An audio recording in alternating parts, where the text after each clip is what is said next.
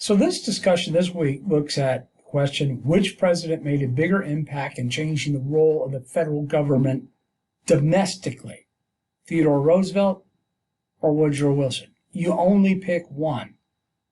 Don't go and try to compare the two. You just say, this is what you believe.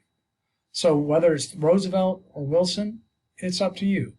But what I need to see is very much specifics, like Roosevelt doing things such as the coal strike of 1902, going after national securities, being a trust buster, and acts he pushed through Congress, such as the Pure Food and Drug Act, the Meat Inspection Act, the Hepburn Act, the Newlands Act, conservation, if you want to choose Roosevelt.